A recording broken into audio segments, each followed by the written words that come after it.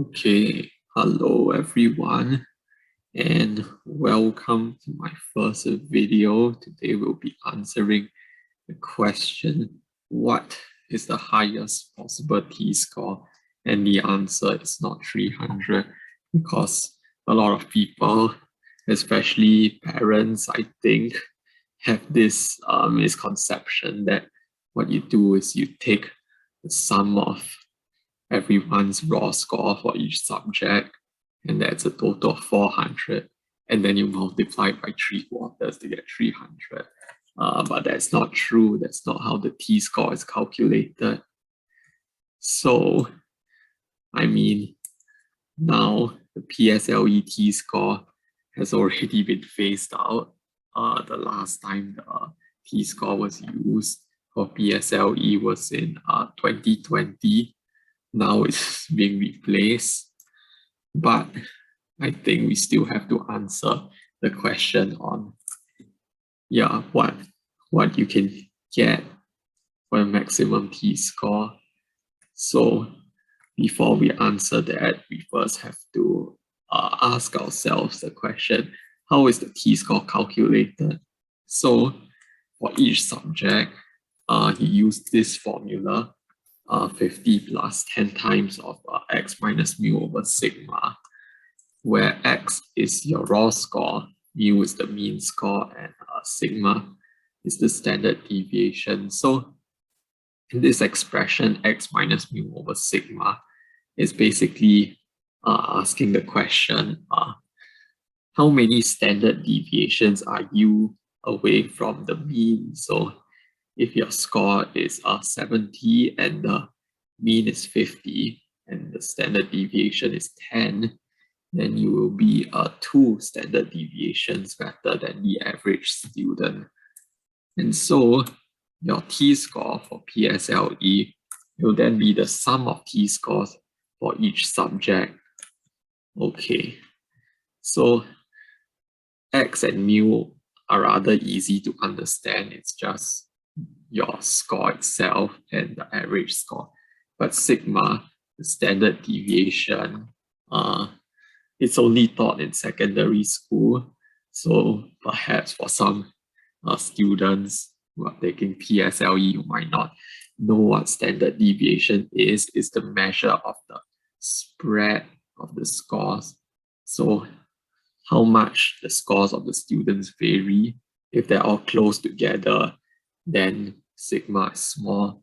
If they all vary by a lot, then sigma will be large.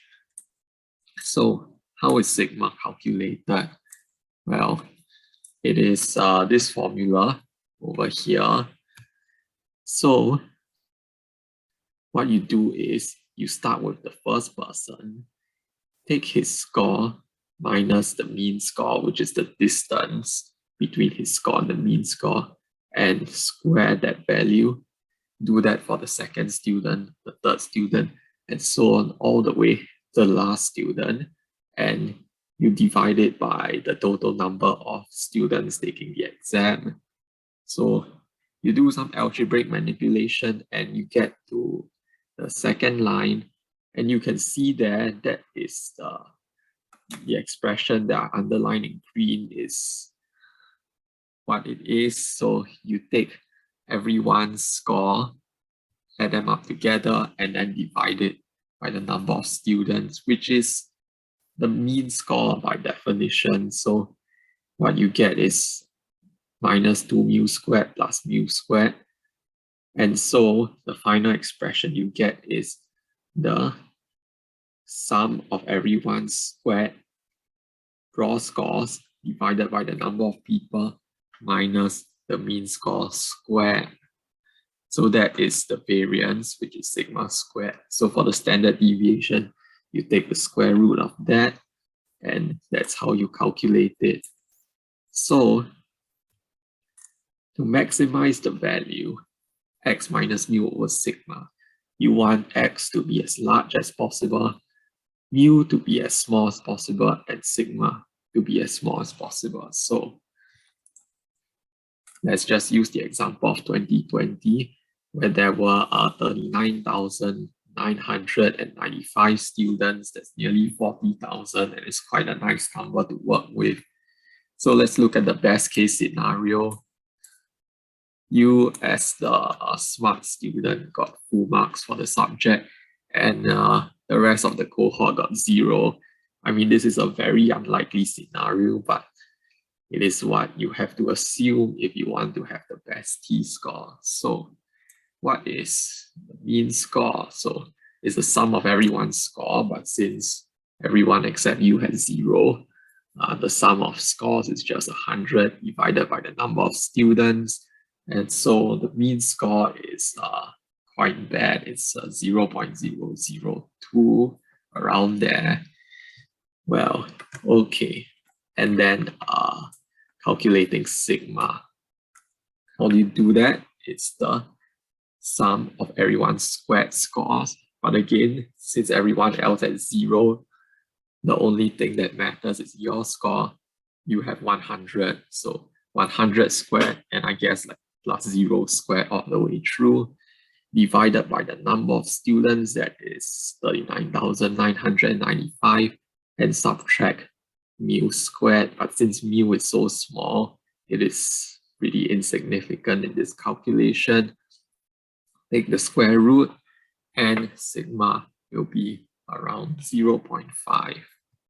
So x minus mu over sigma, if you do the calculation, it's around 200, which means that you, as the smart student, are 200 standard deviations better than the mean, which is really good, because for an IQ of 145, you only have to be 3 standard deviations better than the mean. So your T-score for one subject, if you plug it into the formula, is 50 plus 10 times of 200, and that is 2050. You multiply that by 4 for all 4 subjects, and you get a score of 8,200, which is really a lot if you consider that, I mean, realistically, the maximum T-score is around 270 to 280, around there, maybe slightly higher. But let's generalize it to n students, because you can have more students, and then if you have more students, the maximum T-score would be higher. So let's do this. N minus 1 students all getting 0, and you getting full marks. So mu, the total score over number of students, that's 100 over n. And sigma squared, sum of everyone's squared scores, but since everyone else is 0, it's just you, 100 squared minus n, and then subtracted by mu squared, and you substitute mu to be 100 over n, and then factorize out 100 over n squared. You get this, and then take the square root to find sigma, and you get this 100 times the square root of n minus 1 over n. But as n gets very large, the square root of n minus 1 is essentially about the same as the square root of n. So if you do some simplification, you'll get sigma approaches 100 over root n. I mean, technically, sigma approaches 0 as n tends to infinity, but I mean, there are not that many students taking the paper, so we won't let it approach infinity, just a large number. So around there, 100 over square root of n. So this expression, x minus mu over sigma, plug all your values in, and then you just do some simplification, and you eventually get this square root of n times 1 minus 1 over n. And again, once n gets very large, the 1 over n term becomes less and less significant. So we can approximate it as root n. So if there are n students taking the exam, and you have this perfect result, everyone else gets 0, then you will be root n standard deviations better than the mean. So for the T-score, taking all 4 subjects, multiplied by 50 times 10 over the square root of n, you get this final expression of 200 plus 40 over the square root of n. So as you see in that previous case where n is equals to around 40,000, then root n would be around 200, and that's where you get that 8,200 score. So the maximum T-score grows by this order of square root of n. Approximately, if you multiply the number of students by 4, then the maximum will grow by about double. So it's not that fast, but it also means that there is no upper bound to the maximum T-score. As long as the number of students keeps growing, the maximum T-score will also continue to grow. There is no limit. Okay, but we got to look at the realistic case. So let's go up here.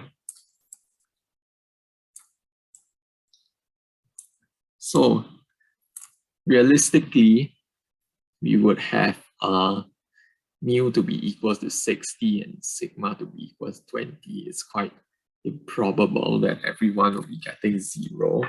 So if you have a perfect raw score, full marks, then you'll only be 2 standard deviations better than the mean.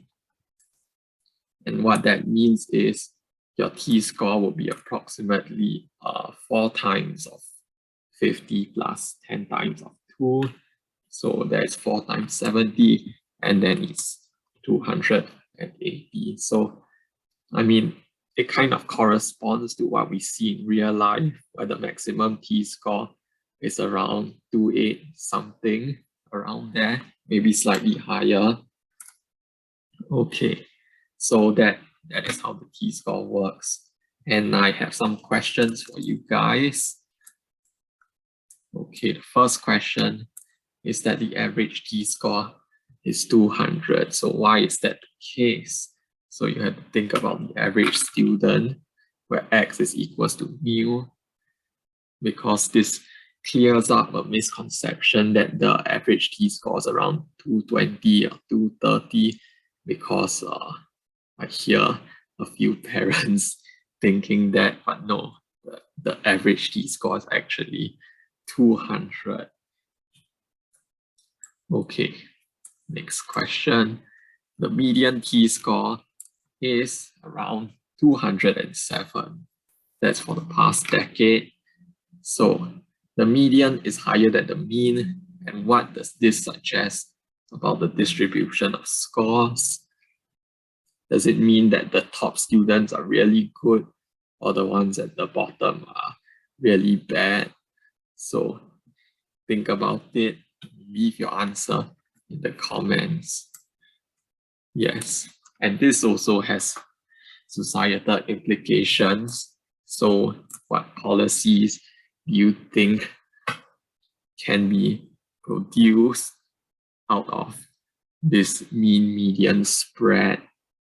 All right, so that's all I have. Yeah, okay. See you in the next video.